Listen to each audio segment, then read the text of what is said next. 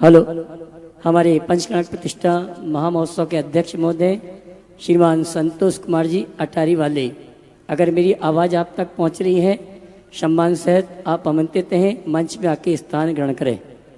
श्रीमान संतोष जी, अमित भैया संतोष जी के लिए कुर्सी लगा देना। और ट्रस्ट कमेटी के अध्यक्ष महोदय माखन लाल जी अगर उपस्थित हैं, ये भी मंच पे आके स्थान ग्रहण करें। ट्रस्ट कमेटी के अध्यक्ष महोदय माखन लाल जी, ये भी मंच पर आ जावे।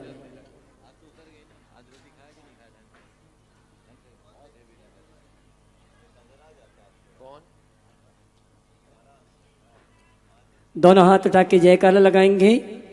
बोले देवादिदेव श्री आदिनाथ भगवान की, देवादेव श्री चिंतामणि पार्श्वनाथ भगवान की जय जय जय। देवादिदेव श्री महावीर भगवान की जय जय जय। संत शिरोमणि गुरुवर आचार्य श्री विद्यासागर जी महाराज की जय जय जय। आचार्य श्री समय सागर जी महाराज की जय जय जय। गुणायतन प्रेता शंका समाधान भावना एक प्रवर्तक जन जन के संत प्रखर वक्ता परम पूज मनी श्री 160 प्रमाण सागर जी महाराज की जय जय जय। मुनि श्री 160 संधान सागर जी महाराज की पंच कल्याणक प्रतिष्ठा महामहोत्सव की दिगंबर जैन समाज राहतगढ़ की इस परिसर से, जहां पर परम पूज मुनिवर के सानिध्य में 250 वर्षों बाद पंचकर्णक प्रतिष्ठा महामहोत्सव का कार्यक्रम चल रहा है, ऐसे इस परिसर से हम और आप टीवी चैनल का बहुचर्चित विश्वविख्यात शंका समाधान के कार्यक्रम में हम और आप अपनी शंकाओं का समाधान प्राप्त करें। उसके पूर्व Paras channel, Janvani channel, Adinath channel और प्रमाणिक ऐप के माध्यम से जिस कार्यक्रम को घर में बैठ के देख सुन रहे हैं, उन सभी का और यहाँ पर उपस्थित समस्त श्रावक श्राविकाओं का सकल जैन समाज राहतगढ़ हार्दिक अभिनंदन स्वागत करता है। आइए परम पूज मुनि श्री से मंगल प्रवचन शंका समाधान की निवेदन करें। उसके पूर्व आप सभी से कहना चाहूँगा, मुनि श्री के सानिध्य में ऐतिहासिक अद्भुत अकल्पनीय प्रभावना के साथ राहतगढ़ में पंचकर्णक प्रतिष्ठा महामहोत्सव सानंद चल रहा है। और आज गर्भ कल्याणक का द्वितीय दिवस हमने आज प्रातः काल की वेला में बहुत ही ऐतिहासिक प्रभावना के साथ संपूर्ण कार्यक्रम संपन्न किए हैं। और कल प्रातः काल की वेला में आज हमने जिनका गर्भ कल्याणक बनाया है, ऐसे हमारे प्रभु का अवतरण दिवस है। और कल 7:07 पर जिनका गर्भ कल्याणक हमने मनाया है, ऐसे हमारे आदि प्रभु उनका जन्म का कार्यक्रम संपन्न होगा। वो सौभाग्यशाली परिवार हैं जो इस अनुष्ठान में महापात्र के रूप में सहभागिता दर्ज करते हुए इस ऐतिहासिक प्रभाव में सहयोगी बन रहे हैं। आइए हम और आप परम पूज मुनिवर से शंका समाधान के कार्यक्रम के लिए निवेदन के लिए आमंत्रित करेंगे। हमारे संगस्थ भैया सारांश जी और वे आए शंका समाधान के कार्यक्रम के लिए निवेदन करें। दोनों हाथ उठा के जयकारा लगाएंगे। बोले परम पूज मुनि श्री 160 प्रमाण सागर जी महाराज की।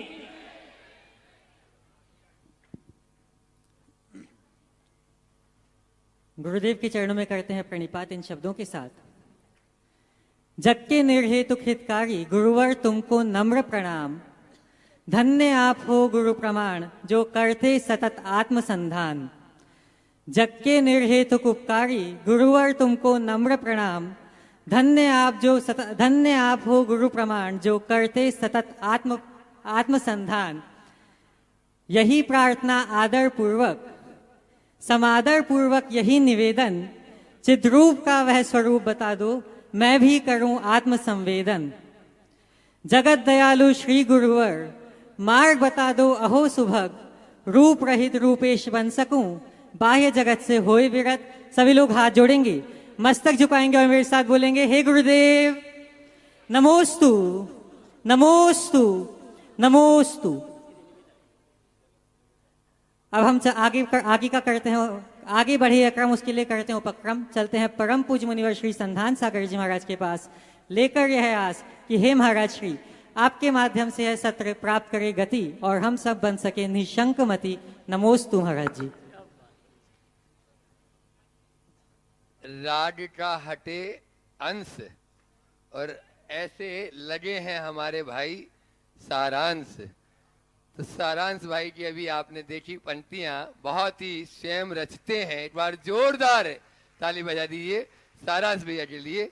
आज का ये संकट समाधान का सत्र इस पंच कल्याण की पावन विधि से अपन शुरू करते हैं। और आज अपने बीच में गुणायतन के शिरोमणि संरक्षक ही नहीं अपितु गुरुवर के सपनों को साकार करने में और विशेष योगदान जिनका हमेशा बना रहता है और दान के क्षेत्र में अग्रणी रहती है, ऐसे ब्रह्मचारिणी सुनीता दीदी का पूरा परिवार यहाँ पर उपस्थित है। श्री पदम चंद जी को मैं सब परिवार यहाँ पर बुला रहा हूँ। आप लोग जोरदार ताली बजाइए। ताली में इतनी कंजूसी क्यों कर रहे हैं? ताली तो तेज बजा सकते हैं, अभी तो वैसे भी सर्दी का मौसम है। आ जाएं पदम जी, पारस जी, पूरे परिवार के साथ में। और ट्रस्ट कमेटी और पंच कल्याण कमेटी वहीं पर जाकर उनका सम्मान भी करेगी। वे अपना प्रश्न गुरु चरणों में कर रहे हैं और उसके बाद में तैयार रहेंगे डॉक्टर विकास जी जैन, CBMO।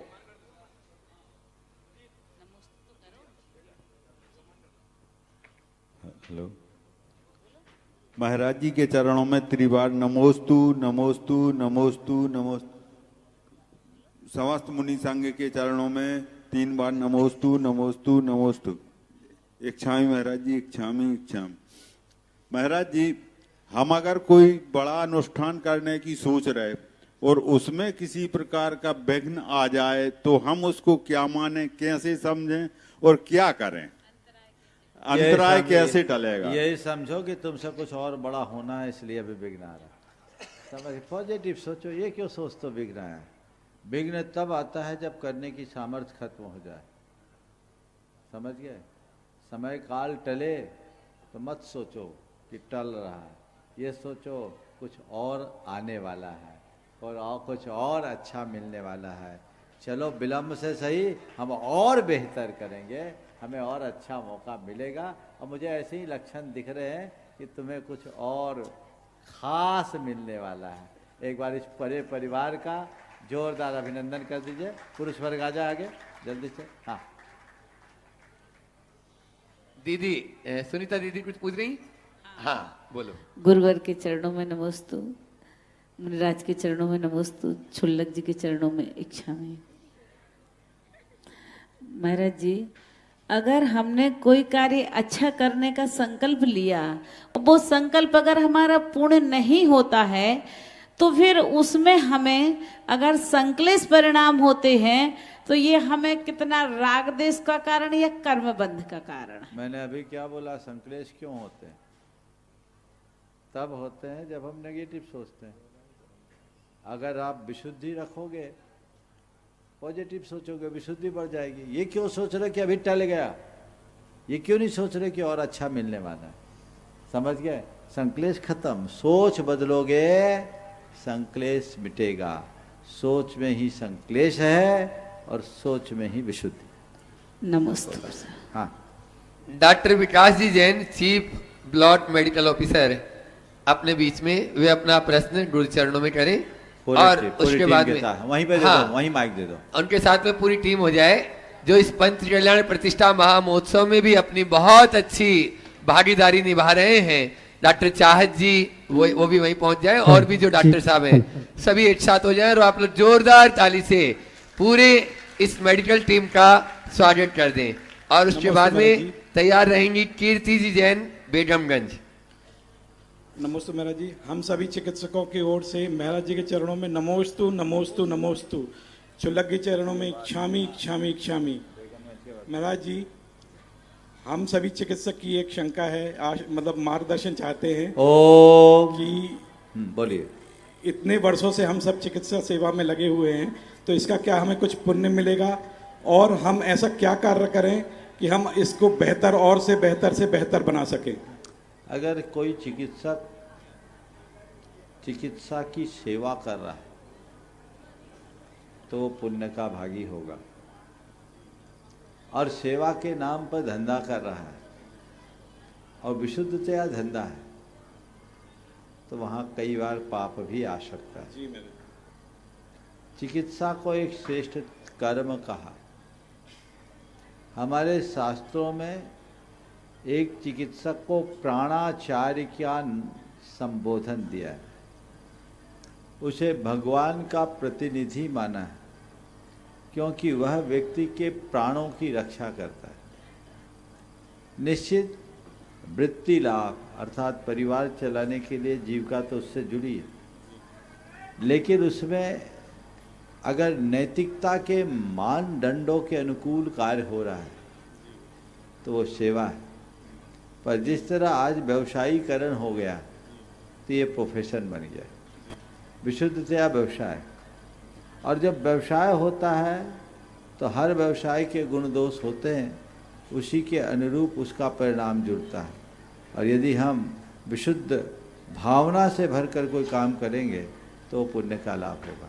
आप लोगों से मैं यही कहूँगा, चिकित्सा आपका कर्म है, आप अपने इस कर्म को अपना धर्म मान लो और जितना बन सके लोक सेवा करने का भाव रखो, तो ये आपके लिए विशेष पुण्योपार्जन का हेतु बने। नमोस्ते महाराज जी, नमोस्ते। और कीर्ति जी जन बेगमगंज में अपना प्रश्न करें और अगले प्रश्नकर्ता को बुलाऊं। उससे पहले बंधुओं, जैसा मैंने बताया कि दान के क्षेत्र में हमेशा दीदी आगे ही रहती है, पूरा परिवार ही। और कल भगवान का यहाँ पर जन्म होने वाला है और जन्म कल्याण के पावन अवसर पर पूज्य महाराज श्री जी की 4 बातें जगत फेमस है और वह 14 पुस्तकों में 14 भागों में 16 पुस्तक के रूप में गिफ्ट पैक के रूप में कल यहाँ पर आ रही है। और आप सभी के लिए वह 2800 रुपए का जो सेट है मात्र 1100 रुपए में ब्रह्मचारिणी सुनीता दीदी, पदम जी, पारस जी, बासा परिवार की ओर से आपको उपलब्ध रहेगा। जोरदार ताली बजाएं और वे आकर पूज्य गुरुवर के चरणों में नमोस्तु निवेदित करते हुए आशीर्वाद प्राप्त कर लेंगे। कल की यह घोषणा, और भी लोग जो उसमें सहयोग करना चाहते हैं वे कल फिर अपन और नामों की घोषणा भी उसमें कर देंगे। और अब कीर्ति जी जैन बेगमगंज वे अपना प्रश्न यहाँ पर करें और उसके बाद में बुढ़ार से आज मैं देख रहा हूं बड़ी संख्या में भक्तगण श्रावकगण यहाँ पर उपस्थित है।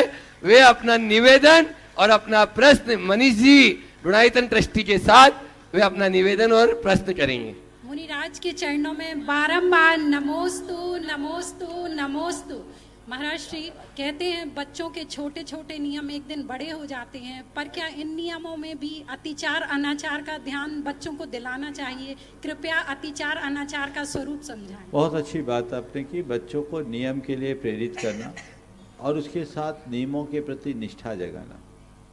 बच्चों को ये बात समझाना चाहिए कि बेटे नियम का जीवन में क्या महत्व है और लिए गए नियम को हमें कितनी दृढ़ता से निभाना चाहिए। हम पुराणों की कथाओं को सुनाएं, खदीर साल भील की कथा सुनाएं, उस सियार की कथा सुनाएं। खदीर साल भील ने केवल कौवे के मांस को त्यागा, कितनी दृढ़ता से निभाया। सियार ने रात्रि भोजन का त्याग कितनी दृढ़ता से निभाया। और उनको बताएं कि नियम बड़े नहीं होते, नियम के साथ जुड़ी निष्ठा बड़ी होती है। तो निष्ठापूर्वक लिया गया छोटा सा नियम बहुत बड़ा फल देता है और निष्ठा के अभाव में लिए गए बड़े बड़े नियमों का भी वांछित फल नहीं मिलता। बच्चों के दिल दिमाग में ये बात बिठानी चाहिए और उन्हें समझाना चाहिए कि हमें अपने बातों में कोई दोष नहीं लगाना और अतिचार और अनाचार का अर्थ बताना चाहिए। प्रतिज्ञा का आंशिक खंडन अतिचार कहलाता है और अपने प्रतिज्ञा को ही भूल जाना, उसको पूरी तरह खंडित कर देना, इसको बोलते हैं अनाचार। अतिचार की शुद्धि होती है, अनाचार में तो फिर से व्रतारोपण ही होता है। नमोस्तु महाराज श्री, नमोस्तु। हाँ। और मैं बुला रहा हूं मनीष मोनिका जी जैन और उनके साथ में महिला मंडल और पुरुष मंडल पूरा बुढ़ार से यहाँ उपस्थित है। राहतगढ़ वाले एक बार जोरदार ताली से उनका स्वागत कर दें और वे अपना प्रश्न अपना निवेदन गुरु चरणों में कर रहे हैं। और उसके बाद में आज अपने बीच में पूर्व विधायक श्रीमती पारुल जी साहू यहाँ पर उपस्थित हो चुकी है, तैयार रहेंगे।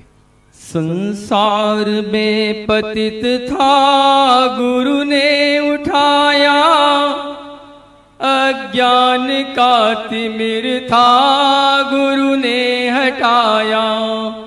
आचार्य है तरण तारण ज्ञान धारी, विद्यादि सागर गुरु जय हो तुम्हारी। समय सागर गुरु। भैया सवाल कर लो, मंगलाचरण तो हो गया, बोलो फटाफट। महाराज श्री, जैसा कि आपको विदित है कि बुढ़ार नगर में एक विशाल जिनालय का निर्माण पूर्णता की ओर है और हम सभी इसी भावना के साथ आए हैं कि राहत पंच कल्याण के उपरांत आपका मंगल विहार बुढ़ार नगर की ओर हो और हमारे चिर प्रतीक्षित जिनालय का प्रतिमाओं का पंच कल्याण का कार्यक्रम आपके सानिध्य में, आपके निर्देशन में हो सके। इसी मंगल भावना के साथ हम सभी लोग आपके इसी चरणों में आए हैं और हम सभी को आपने पहले भी हमें विश्वास दिलाया था कि हम जब इस तरह से लौटेंगे शिखर जी को तो आपके बुढ़ार का पंच कल्याण प्रतिमाओं का करवा देंगे। इसी मंगल भाव के साथ लगभग समाज पूरी आपके इसी चरणों में निवेदन करने आई है। हम सभी को पूर्ण विश्वास है कि महाराज जी हम लोगों की भावना का आप सम्मान करेंगे और हम सभी को आशीर्वाद प्रदान करेंगे। इसी भावना के साथ मनीष अपना सवाल और कर जी। अच्छा, नमोस्तु नमोस्तु नमोस्तु महाराज जी। महाराज जी, श्रावक की पंचम गुड़ी स्थान से अनंत गुड़ी निर्जरा गई है, तो फिर हम श्रावक जो व्रत संयम नियम करते तो क्या हम लोग की निर्जरा नहीं होती? देखो, पहले भावना और फिर सवाल। आप लोगों ने भावना व्यक्त की। निश्चित बुढ़ार का जो मंदिर है बहुत भव्य मंदिर है। जब हम समेत शिखर जी से कुंडलपुर की ओर आ रहे थे तब हमने उसका अवलोकन किया था। अब मंदिर पूर्ण हो गया है, आप लोगों ने भावनाएं बनाई है। मैं आपसे इतना ही कहूँगा, भावना तो बन गई, योग और बनने दो, और योग बनेगा तो भावना पूरी होगी। पर मैं मानता हूँ कि जहाँ भावना होती वहीं योग होता है, तब भावना योग होता है। अपनी भावना को बना के रखिए और उसे भावना योग में परिवर्तित कर दीजिए। जब भावना का योग हो जाएगा, यानी भावना योग हो जाएगा, तो ये मान के चलना वहाँ भी भावना योग हो जाएगा। समझ गए? अब भावना भाई है, यही मैं अभी कहूँगा। अभी कुछ और अधिक कहने की स्थिति में नहीं हूँ, लेकिन मैं इतना जानता हूँ कि अच्छी भावना से जो संकल्प लिया जाता है वो सुनिश्चित पूर्ण होता है। अब आपके पास आपकी भावना है और यही भावना आपका योग बनाएगी। इसे बनाइए, सब संभावना है। नमोस्तु महाराज जी, नमोस्तु महाराज। हाँ, और सवाल। पंचम गुण स्थान में अनंत गुण निर्जरा नहीं, असंख्यात गुण श्रेणी निर्जरा होती है। सामान्य निर्जरा चौथे गुण स्थान में भी होती है, लेकिन सम्यक दर्शन की उत्पत्ति के काल में एक अंतर मुहूर्त तक असंख्यात गुणी होती है। बाद में जितनी निर्जरा होती है उससे ज़्यादा बंद हो जाता है। उसको बोलते हैं हाथी का स्नान। हाथी नहाता है, उतना ही धूल चढ़ा लेता है। इसलिए अपना उद्धार करना है तो व्रती बनो। व्रती बने बिना जीवन का उद्धार नहीं। चलिए,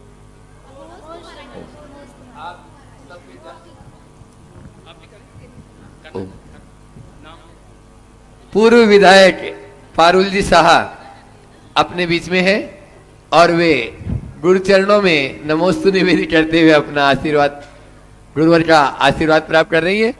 और मैं चाहूंगा कि संतोष दादा के साथ में पंच कल्याण कमेटी आ जाएं और इनका स्वागत अभिनंदन भी करेंगे। आप लोग जोरदार तालियों से पारुल जी का स्वागत कर दें। और उसके बाद में गुणायतन के शिरोमणि संरक्षक दिल्ली से अपने बीच में योगेंद्र जी जैन तैयार रहेंगे। एक माइक दें यहां तक। हाँ, आप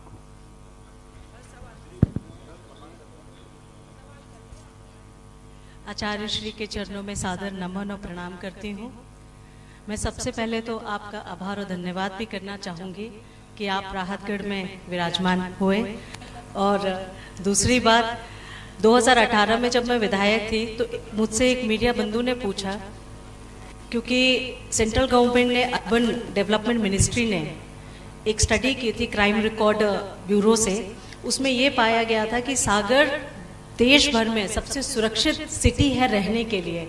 तो मुझसे पूछा गया कि सागर सबसे सुरक्षित क्यों है, तो मैंने यही जवाब दिया था कि हमारे जो आचार्य श्री जैन समाज के माध्यम से जो मार्गदर्शन हमारे युवाओं को सही दिशा में चलने का, अहिंसा मार्ग पे चलने का मिलता है, वही कारण है कि सागर आज सबसे ज़्यादा सुरक्षित सिटी है।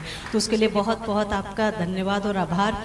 और गुरुवर, मेरा बस यही प्रश्न है आपसे कि जब मैं लोगों के बीच में जाती हूँ, हर प्रकार के लोग मिलते हैं, लेकिन आज अहिंसा मार्ग का हम ज्ञान देते हैं और कई लोग उसका धर्म का भी पालन करते हैं।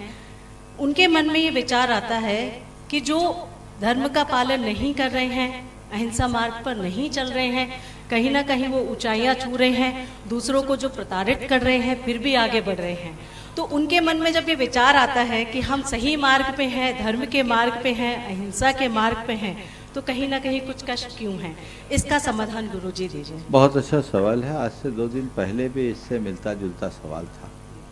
सबसे पहले तो मैं कहूँगा कि एक बार इन बहन जी का जोरदार अभिनंदन करें। इन्होंने जो उत्तर दिया वो इस बात का प्रमाण है कि इनके हृदय में गुरुओं के प्रति, धर्म के प्रति, अहिंसा के प्रति गाढ़ निष्ठा है। एक बार इनका अभिनंदन कर दे, पहले साथ साथ कर दे, फिर मैं अपना उत्तर दूंगा। अगर जनप्रतिनिधियों में इस तरह की निष्ठा जगती है तो निश्चित रूप से देश की स्थिति, प्रदेश की स्थिति अच्छी बनती है।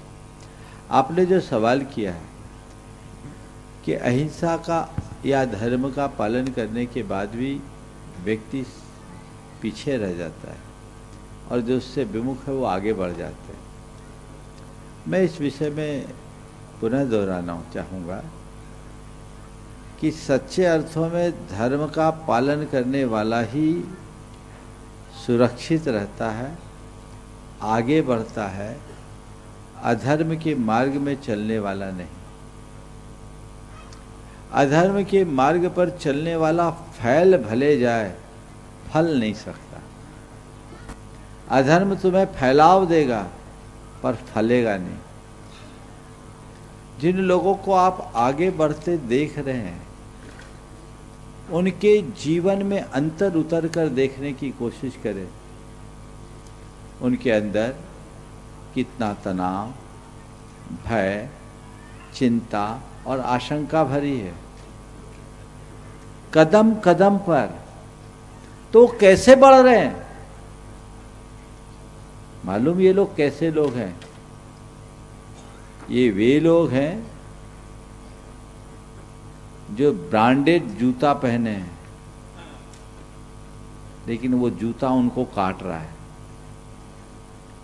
लोगों को उनका जूता दिख रहा है पर वो काट रहा है, उसकी पीड़ा तो वो भोग रहा है। इसलिए मैं कहता हूं, किसी को ब्रांडेड जूता देखकर परेशान मत हो। ब्रांडेड जूता पहना देखकर अपने आप नंगे पांव ही सही सलामत तो हैं। बताओ, वो नंगे पांव वाला अच्छा या ब्रांडेड जूता वाला अच्छा? तो हमारा धर्म हमसे कहता है, हमारा धर्म ऐसे कहता है, अपने नंगे पैरों को मत कोसो और सामने वाले के ब्रांडेड जूते को मत देखो, अपनी सलामती पर ध्यान दो। सफलता किसी भी गलत मार्ग से मिल सकती है, पर सार्थकता केवल धर्म से मिलती है, इस बात को ध्यान में रखें। हमारा मकसद सफलता नहीं, हमारा ध्येय सार्थकता का होना चाहिए। इसलिए जीवन को सार्थक बनाओ। सार्थकता में स्थायी प्रसन्नता है और सफलता में अल्पकालिक संतोष। अपने जीवन को फिसलने से बचाएं। इसलिए मैं चाहूंगा अपने आप को मजबूत बनाएं। हमारे शास्त्रकारों से भी ये सवाल पूछा गया और उन्होंने यही परामर्श दिया, न सीदन अपि धर्मेण मनो अधर्मे निवेशिये, अधर्म का नाम च पापा नाम आसु पश्चन विपर्ययन। कि एक धर्मी को कष्ट में फंसा देख करके भी तुम अधर्म में अपना मन न लगाओ, और अधर्मी को फलता फूलता देख करके भी तुम धर्म से विमुख मत हो, क्योंकि वह फैलेगा, फलेगा नहीं। और धर्म भले सिकुड़ा रहे पर वो फलवान बनेगा। समझ गए? और मैं आपसे कहता हूँ, बेशरम का पेड़ बहुत तेजी से बढ़ता है। बढ़ता है कि नहीं बढ़ता? और हमेशा हरा बना रहता है। सूखी गर्मी, तेज गर्मी में भी, सूखी धरती में भी बेशरम अगर प्रकट हो गया तो हरा बनता है, बना रहता है। फूल भी दिखते उसमें, पर गंध नहीं होती, है ना? लेकिन नारियल का पेड़ दुबला पतला होता है, बढ़ने में टाइम लगता है, पर उसमें जो फल मिलता है वो अमृत तुल्य मिलता है। अधर्म से विस्तार पाना बेशरम की तरह फलना है, और धर्म से जीवन को ऊंचा उठाना नारियल की तरह अमृत फल पाना है। उसे अपने अंदर घटाओ। इसलिए बेशरम को तो इसीलिए बेशरम कहते हैं, इसलिए बेशर्मी से दूर रहने में ही हमारी भलाई है। और हम तो श्रीफल के अनुयायी हैं, श्रीफल का अनुकरण करते उसे आगे बढ़ाओ।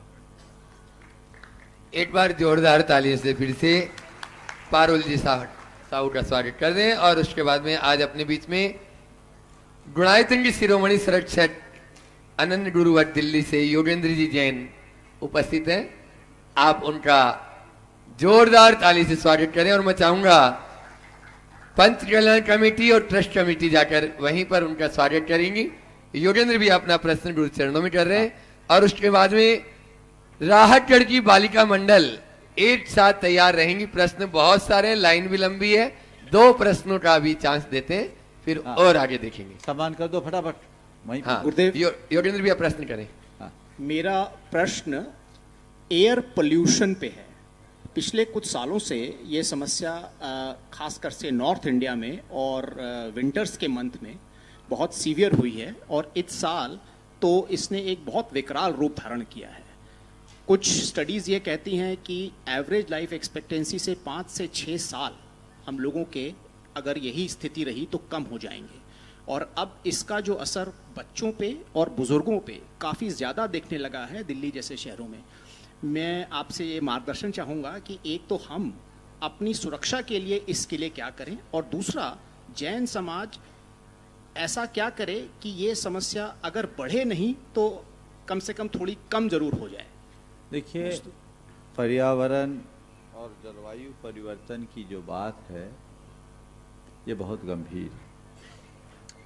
आपने वायु प्रदूषण की बात कही है। निश्चित ओम जहाँ से आप संबद्ध हो, सबसे ज़्यादा दुर्वस्था ओम।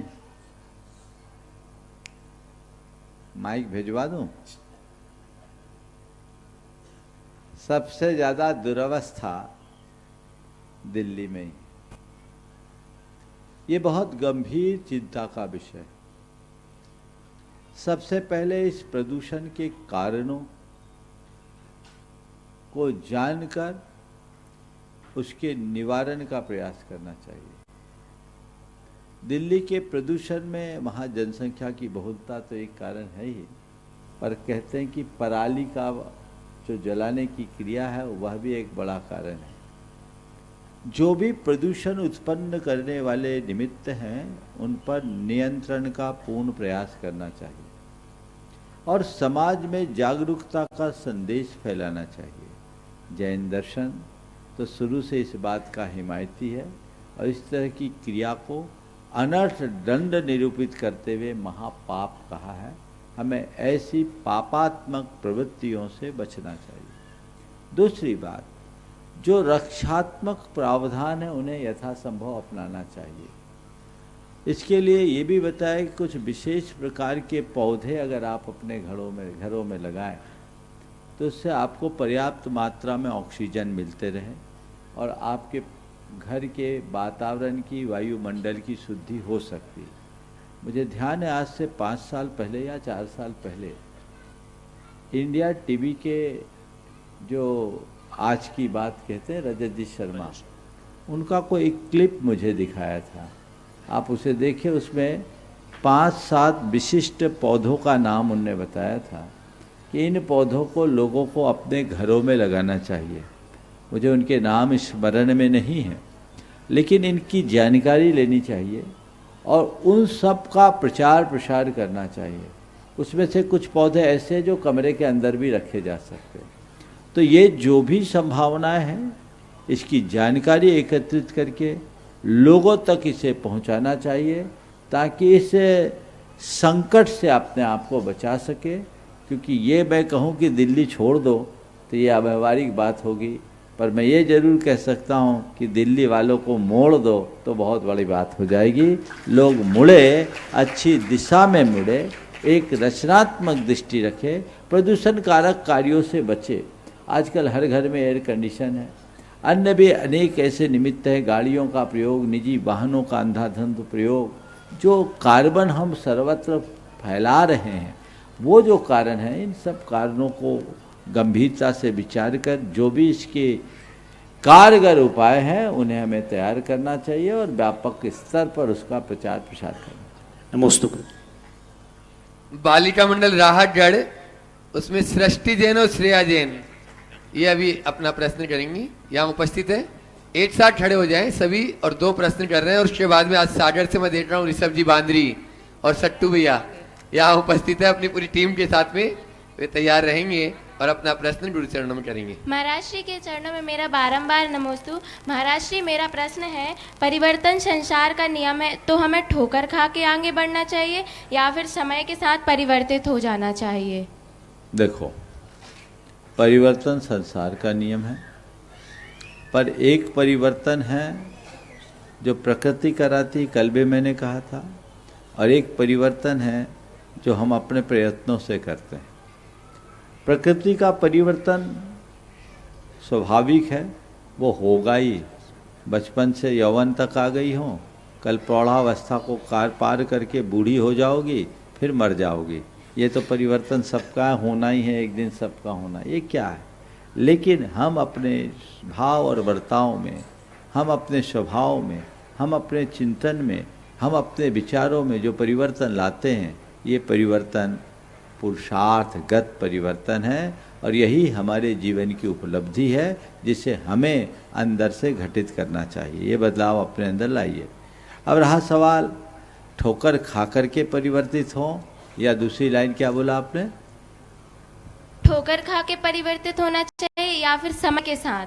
देखिए, ठोकर खाने की पहली कोशिश करनी चाहिए कि ठोकर खाना ही ना पड़े। लेकिन यदि कदाचित ठोकर खाने का भी प्रसंग आ जाए तो ठोकर खाकर ठाकुर बनने का मार्ग अपनाना चाहिए। ठोकर खाकर ठाकुर बनो। बहुत से लोग ठोकर खा के ठाकुर बने हैं, और कुछ लोग हैं जो ठोकर खा करके भी सीख नहीं लेते, वो ठुकराए जाते हैं। तो अगर हमें ठोकर खाने की ही स्थिति बनती है तो हम ठोकर खाएं, लेकिन कुछ सीख ले, नसीहत ले। नमोस्तु गुरुदेव। सृष्टि जैन, हाँ, उसके बाद में सागर वाले तैयार रहेंगे सभी। नमोस्तु गुरुदेव। गुरुदेव, मेरा प्रश्न है कि कई लोग कहते हैं कि हमारे जीवन में बद्दुआ और दुआ का बहुत प्रभाव पड़ता है। अगर किसी ने हमें बद्दुआ दी तो उसका गलत प्रभाव पड़ेगा और दुआ दी तो उसका अच्छा प्रभाव पड़ेगा। तो क्या गुरुदेव इसका हमारे जीवन में कोई प्रभाव पड़ता है? नमोस्तु गुरुदेव। मानो तो पड़ता है, नहीं मानो तो नहीं पड़ेगा। ऐसे बद्दुआ का प्रभाव पड़ता तो दुनिया तो मर जाती। फिर तो बद्दुआई दो, काय को तोप तमंचे रखते हो, खत्म कर दो। और दुआ से ही काम हो जाए तो फिर सब केवल दुआई करो, मेडिकल काय खोल रखा है। ये काम करते हैं उतना ही जितना होता है। जिसका मनोबल ऊंचा होता है उस पर किसी की बद्दुए का असर नहीं होता, और जिसके हृदय में श्रद्धा का अभाव होता है उस पर किसी की दुआ का असर नहीं पड़ता। समझ गए? आशीर्वाद फलेगा तब जब तुम्हारे अंदर श्रद्धा होगी, और बद्दुआ लगेगी तब जब तुम उससे प्रभावित होगे।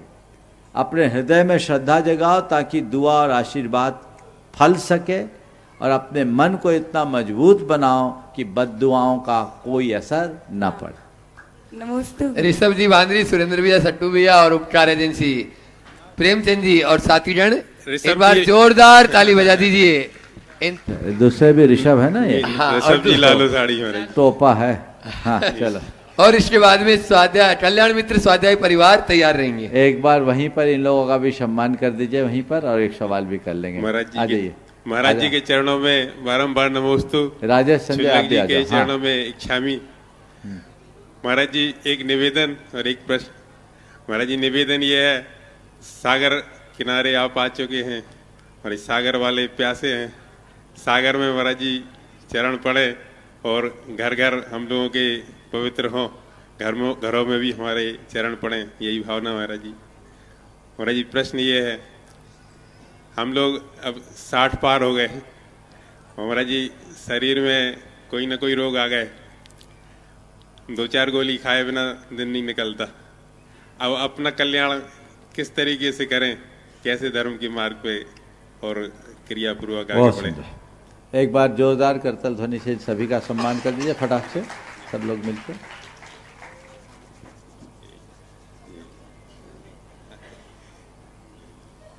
प्रेमचंद जी का भी। चलिए, आपने पहला तो निवेदन किया है, तो भैया राहतगढ़ तो सागर का तट है। जी महाराज। अब मैं देखता हूं कि वाकई में सागर का तट है या नहीं। इसका पता तो सागर में उठने वाली लहरों से लगेगा। लहरें बहुत है महाराज जी। अब देख रहा हूं धीरे धीरे लहरें प्रकट हो रही है, पर अभी उछाल नहीं आया है। जी महाराज। कायदे से सुनामी आनी चाहिए। जी महाराज जी, सुनामी ही आएगी। और मैं सुन भी रहा हूँ कुछ ऐसी तैयारियां भी जी महाराज जी चल रही हैं, हैं। तो लहरें आने दीजिए। और तट तक आए हैं तो तट के बाद तो सागर ही होता है। अब तट पर क्या लक्षण दिखता है सो देखा जाएगा।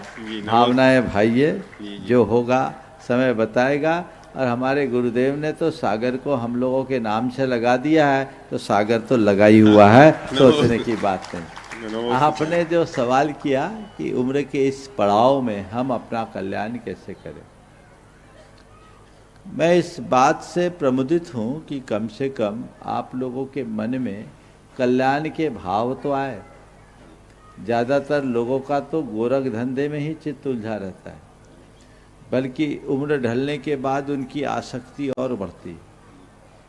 शरीर में बीमारी घेर ली, कोई बात नहीं, तपस्या नहीं कर सकते, पर अपनी आसक्ति को मंद करा जा सकता है, अपनी कषायों को मंद किया जा सकता है, अपनी भोगासक्ति को कम किया जा सकता है, अपनी लालसा को कम किया जा सकता है। अपने जीवन में जितनी सकारात्मकता बना सको बनाओ, ये तो हो सकता है। भाव विशुद्धि को बढ़ाओ, दुनियादारी, दांव पेच, खींचातानी, इन सब से बचो। अब अपने आप को अपने साथ जोड़ने का प्रयास करो। आत्म केंद्र दृष्टि रखकर जितना बन सके धर्म आराधना करो और जितनी शक्ति हो संयम साधना करो। हमारे यहाँ कहा गया है, जम सक्कई तम की रही, जम च न सक्कई तहेव सद्धहनम, सद्ध मानो जीवो पावई अजराम अरम ठानम। जितना शक्य है उतना करो, और जो न कर पाओ उसकी श्रद्धा करो। श्रद्धा रखने वाला जीव भी अजर अमर स्थान प्राप्त कर लेता है। तो हम कुछ नहीं कर पा रहे हैं, उसकी परवाह मत करो, जो कर सकते हो उसकी शुरुआत कर दो। आसक्ति को मंद करो, अपने शरीर के प्रति आसक्ति कम करो, अपनी संपत्ति के प्रति आसक्ति कम करो, अपने संबंधियों के प्रति आसक्ति कम करो, भोगों की लालसा कम करो। तुम उपवास नहीं कर सकते चलेगा, तुम एकासन नहीं कर सकते चलेगा, पर तुम सात्विक भोजन पर निर्भरता तो बढ़ा सकते हो। व्यसन बुराइयों से तो खैर मुक्त हो, लेकिन अपनी आसक्ति, एक शब्द है आसक्ति, उस आसक्ति से मुक्ति का अभ्यास बना लो। कषायों को मंद करने का प्रयास कर लो, पक्के तौर पर कल्याण हो जाएगा। भावना भाव संलेखना की, अंत संलेखना से हो। नमोस्तु स्वामी, नमोस्तु। हाँ, अगला।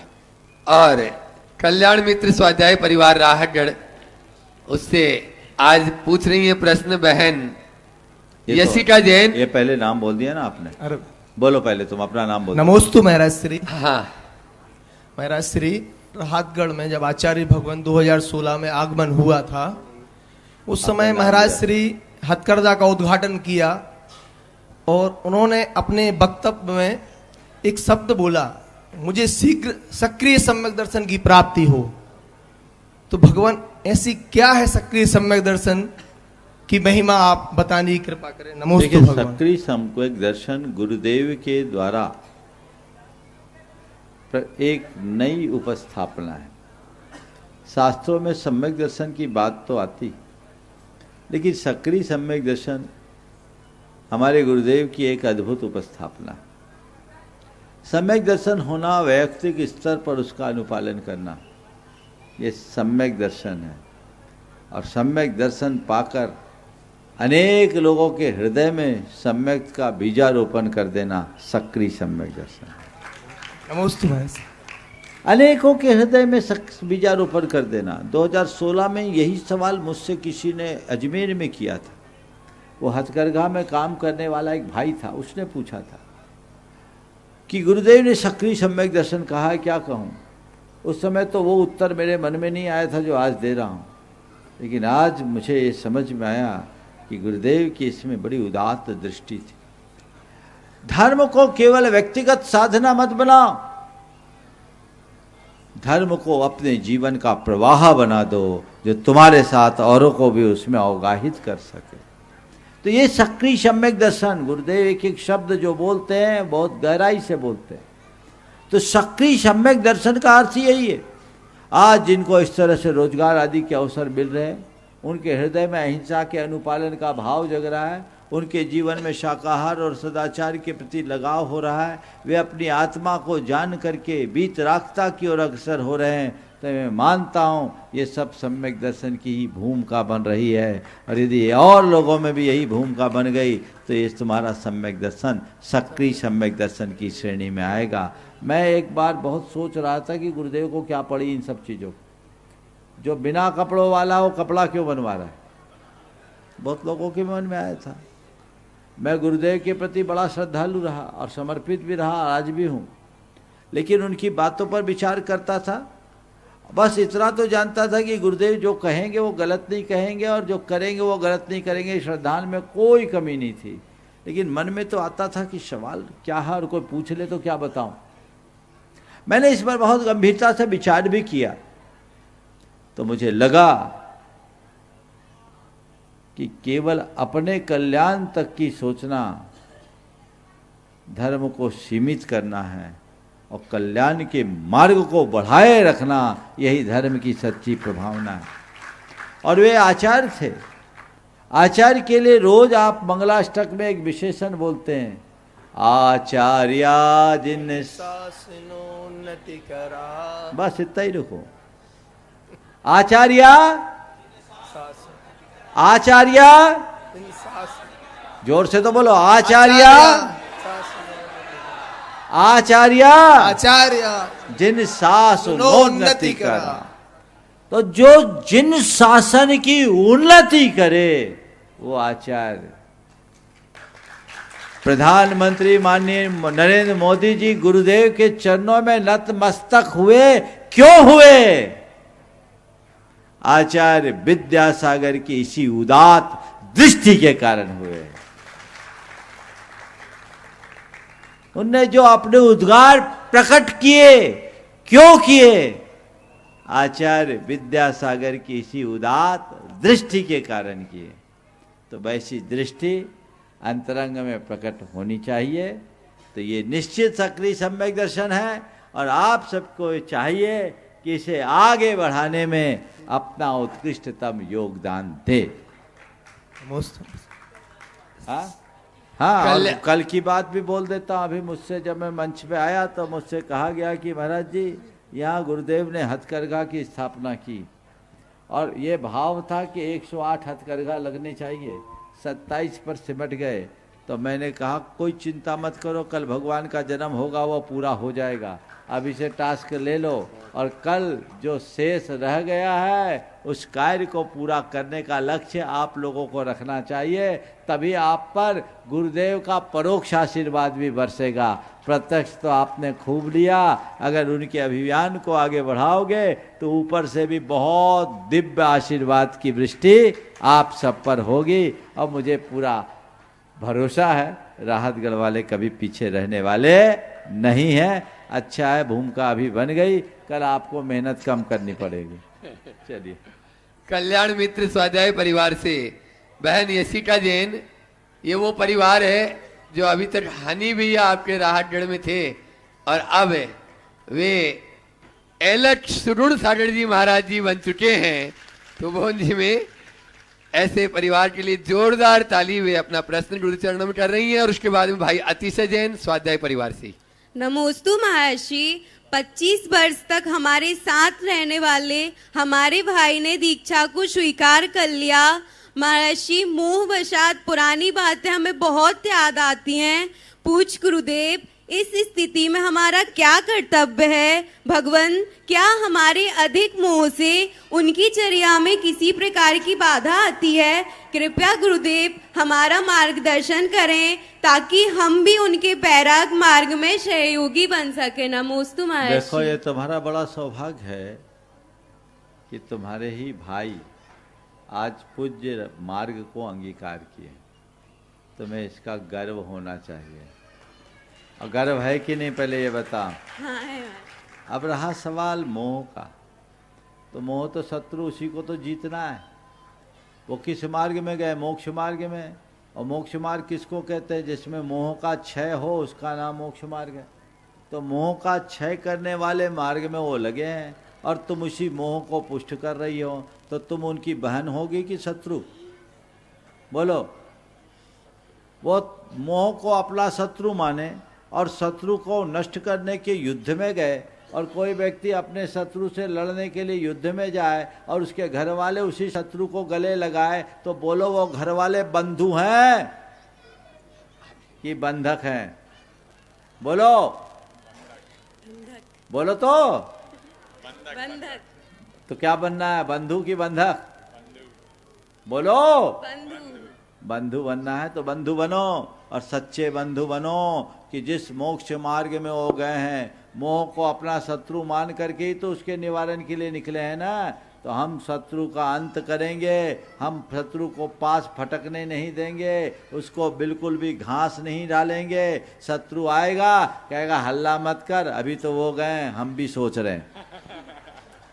इनसे प्रेरणा लो, बैराग्य का मार्ग अंगीकार करो। वो तो निकल गए, अब तो लौट के आने वाला नहीं है। अच्छा ये बताओ, चाहती हो क्या कि वापस दीक्षा छेद करके आ जाए? बोलो तो माइक पे। नहीं। कौन कलंक लगाना चाहेगा अपने सिर पर? चाहेगा क्या?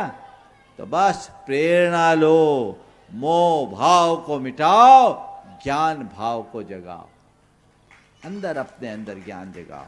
ये मोह तो रुलाएगा, दुखी करेगा, समझ गए? इसलिए सही रास्ते पे चलो और आगे बढ़ो। इस बात का फक्र महसूस करो कि उन्होंने अपनी पर्याय को सार्थक किया, वो अपना कल्याण कर रहे हैं और उनके निकलने से कुनबे का उद्धार होने वाला है। ये ध्यान में रखोगे तो जीवन सफलीभूत होगा। भाई अतिशय जी जैन शीघ्रता से अपना प्रश्न गुरु चरणों में करें और उसके बाद में अगले प्रश्नकर्ता को बुलाऊं। उससे पूर्व मंच पर विराजित शुल्लक स्वरूप सागर जी तक माइक लगाएं। नमोस्तु महाराज, हमारे पुराणों और ग्रंथों में कई बार अष्टानिका पर्व का उल्लेख आता है, परंतु कहीं पर भी 10 लक्षण पर्व का उल्लेख सरलता से प्राप्त नहीं होता। ऐसा क्यों? और हम 10 लक्षण पर्व कब से मना रहे हैं? फिर से बोलो। नमोस्तु महाराज, अष्टानिका पर्व हमारे पुराण और ग्रंथों में अष्टानिका पर्व का उल्लेख सरलता से प्राप्त होता है, परंतु 10 लक्षण पर्व का उल्लेख सरलता से प्राप्त नहीं होता। ऐसा क्यों? और 10 लक्षण पर्व हम कब से मना रहे हैं? देखो, अष्टानिका का उल्लेख निश्चित रूप से विशेष रूप से मिलता है, और जिस तरह से अष्टानिका का उल्लेख है वैसे 10 लक्षण का उल्लेख नहीं मिलता। 10 लक्षण युगारंभ से जुड़ा हुआ है। जब 7 सुवृष्टियाँ हुई, सृष्टि का आविर्भाव हुआ, तो आषाढ़ सावन बदी एकम से लेकर भादो सुदी चौथ तक 49 दिन तक वृष्टि हुई और सृष्टि का अभ्युदय हुआ। तो हमने उसकी शुरुआत धर्म से कर दी। इस अपेक्षा से हम लोग 10 लक्षण मनाते हैं।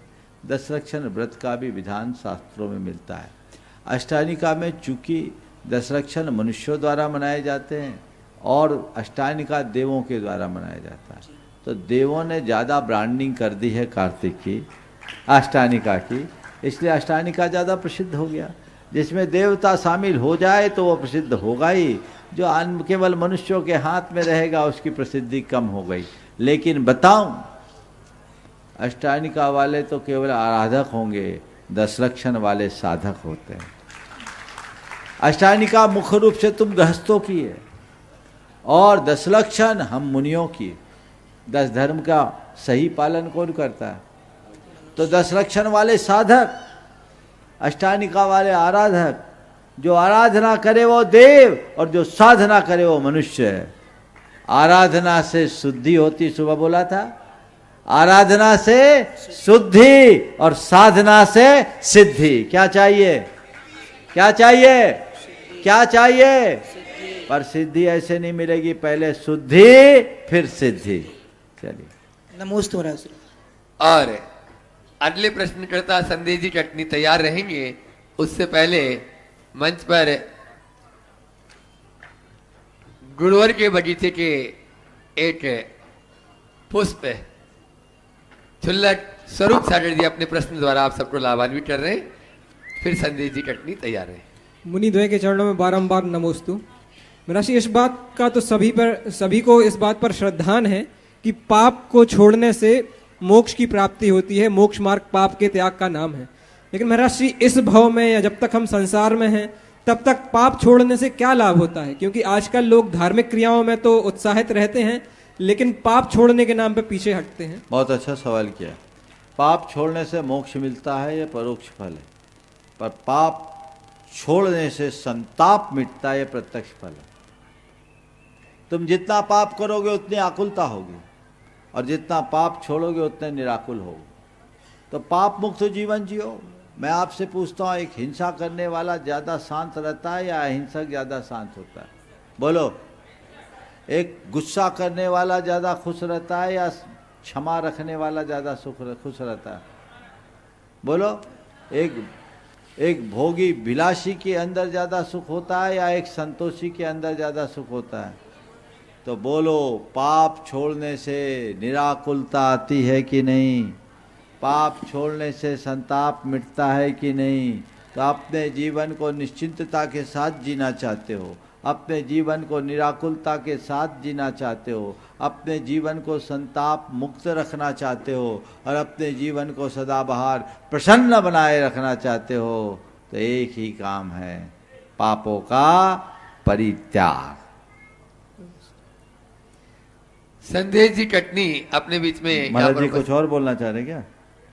ठीक, माइक बोलो बोलो। हाँ, पाप छोड़ने का क्रम क्या होना चाहिए? कोई प्रारंभिक अवस्था में पाप छोड़ना चाहे तो सबसे पहले क्या छोड़ना? सबसे पहले अनावश्यक पाप छोड़ना चाहिए।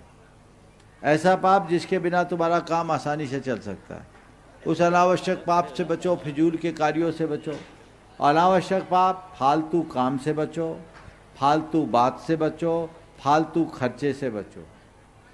फालतू काम मत करो, फालतू बातें मत करो, फालतू खर्चा मत करो। अगर इन फालतू चीजों से बच जाओगे तो तुम बहुत सारे अनावश्यक पाप से बच सकोगे। संदेश जी जैन कटनी वे अपना प्रश्न करें और मैं चाहूंगा कमेटी वहीं पर उनका स्वागत अभिनंदन कर देगी। आप लोग जोरदार तालियों से स्वागत कर दें। उसके बाद तैयार रहेंगे कमलेश जी गोलूबाई सरोनी वाले तैयार रहेंगे। समय कम है, अपना प्रश्न करें। समूचे दिगंबर जैन समाज कटनी और निवार की ओर से मुनिश्री के चरणों में नमोस्तु निवेदित करता हूँ। गुरुदेव, धर्म, अनुशासन, संयम और शिक्षा ये जीवन को संवारने के प्रमुख आधार हैं, लेकिन इनकी प्राथमिकता पर प्रकाश डालें गुरुदेव। नमोस्तु। धर्म, अनुशासन, संयम और शिक्षा जीवन को निखारने के प्रमुख आधार है। आपने पूछा प्राथमिकता किसकी? अगर धर्म आएगा तो अनुशासन भी आएगा, धर्म आएगा तो शिक्षा भी आएगी, धर्म आएगा तो संयम भी आएगा। इसलिए धर्म को धार लो, जीवन सुधर जाएगा। नमस्ते। कमलेश जी जैन गोलूबाई सरोनी वाला परिवार वे अपना प्रश्न गुरुचरणों में करें और उसके बाद में तैयार रहेंगे रीता जी मोदी सागर बहादुर तीर्थ। मुनिश्री के चरणों में बारंबार नमोस्तु। मुनिश्री, गिरगिट का स्वभाव तो सब जानते हैं, मगर गिरगिट के रूप में इस दुनिया में समाज में लोग रह रहे हैं, उनसे कैसे बचे, उनकी पहचान कैसे करें? तो जान लो ये गिरगिट है, बस काम खत्म। वो रंग बदले, तुम अपना ढंग बदलो, काम खत्म हो जाएगा। गिरगिट का काम रंग बदलने का, मनुष्य का काम ढंग बदलने का। चलिए, ब्रह्मचारी सुजाता दीदी अपने बीच में यहाँ पर उपस्थित है और वे अपना प्रश्न गुरु चरणों में सभी बहनें आ जाए एक साथ। हाँ, सभी बहनें एक साथ हो जाएं। पीछे दीदी भी बैठी हुई है। हाँ बोलो जल्दी। महाराज श्री के चरणों में नमोस्तु। छुल्लक जी को एक शामी। महाराज श्री जी, आज के गर्भ संस्कार से आपके प्रवचन हुए उससे संबंधित है। महापुराण में आचार्य श्री जिनसेन स्वामी ने संस्कारों का वर्णन किया। 108 संस्कारों का वर्णन मिलता है। पूज्य आचार्य श्री गुरुदेव ने भी महाराष्ट्र में संस्कारों की विधि संपन्न कराई। तो आज की जो जनरेशन पाश्चात्य संस्कृति की ओर बह रही है, उनके अंदर भारतीय संस्कृति लाने एवं गर्भ संस्कारों के द्वारा कैसे ओतप्रोत करें, समाधान कीजिए। आपने बहुत अच्छा सवाल किया है, लेकिन ये आखिरी बॉल में आया है, ओवर की समाप्ति हो गई है, इसलिए मैं आपके सवाल को खड़े रखता हूँ। आज के दोपहर के प्रवचन में मैंने इस पर पर्याप्त प्रकाश डाला है और कल सुबह वो आप सबको प्रसारण में लाभ मिलेगा, वहाँ सुन ले। और आपके प्रश्न का जो संबंधित पक्ष है, निश्चित मैं सोच रहा था पहले सवाल आता तो मैं और अच्छे से विस्तार से उत्तर देता, लेकिन कल के लिए इनका स्थान सुरक्षित कर लो, क्योंकि अभी मैं उत्तर दूंगा तो इनको न्याय नहीं मिलेगा।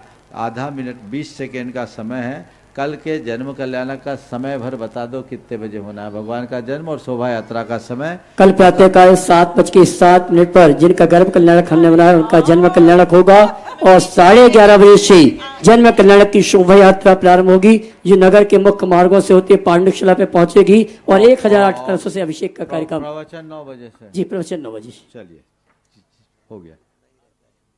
आइए संक्षिप्त आरती के लिए आमंत्रित करूंगा।